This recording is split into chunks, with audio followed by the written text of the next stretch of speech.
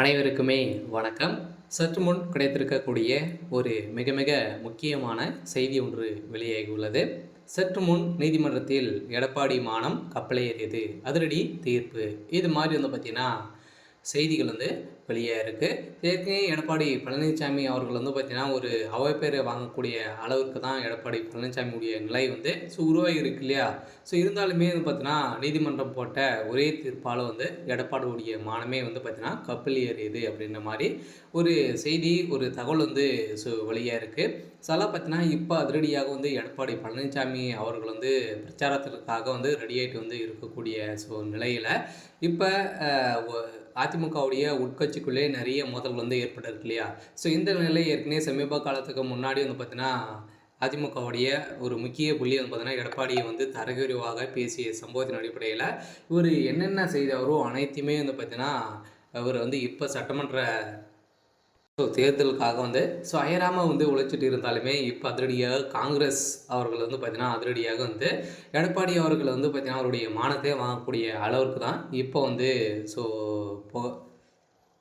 புகழாரம் பாட்டி வராங்க. ஸோ இதை பற்றி இந்த வீடியோவில் நம்ம முழுமையாக பார்க்கலாம். ஸோ அதுக்கு முன்னாடி நம்ம சேனலுக்கு இப்போ தான் நீங்கள் முதல் முறையாக வந்திருக்கீங்க அப்படின்னா மறக்காமல் நம்மளுடைய சேனலை சப்ஸ்கிரைப் பண்ணி சப்போர்ட் பண்ணுங்கள். ஸோ வாங்க வீடியோக்குள்ளே போகலாம்.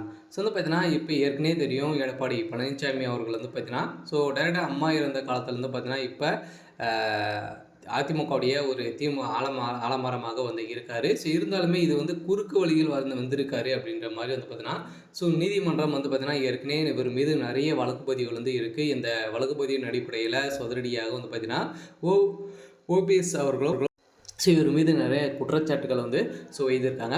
ஸோ இந்த குற்றச்சாட்டின் அடிப்படையில் இவர் பார்த்தீங்கன்னா இவ்வளோ இந்த அளவுக்கு கேவலமானவரா அப்படின்ற அளவுக்கு பார்த்தீங்கன்னா இப்போ நீதிமன்றத்தில் இந்த தகவலெல்லாம் பார்த்தீங்கன்னா வெளியிட்டிருக்காங்க.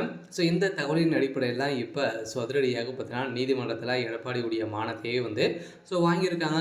இவருடைய கதை ஒட்டுமொத்தமாக முடிய போகுது. வருகின்ற சட்டமன்ற தேர்தலுக்காக அதிமுகவை கட்டமைக்கக்கூடிய அளவிற்கு எடப்பாடி பழனிசாமி அவர்கள் இருக்கார். இருந்தாலுமே நீதிமன்றம் ஒரே தீர்ப்பால்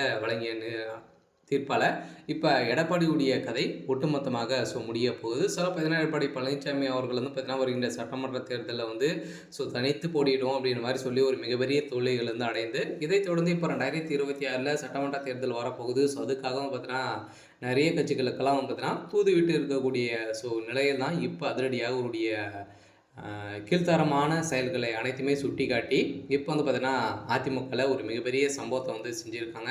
ஸோ இந்த சம்பவத்தின் அடிப்படையில் எடப்பாடியுடைய கதை ஒட்டுமொத்தமாக முடிய போகுது. சரி, ஓகே. ஸோ இன்றைக்கான அப்டேட் இதுதான். மறக்காமல் நம்மளுடைய சேனலை சப்ஸ்கிரைப் பண்ணி சப்போர்ட் பண்ணுங்கள். தேங்க்யூ.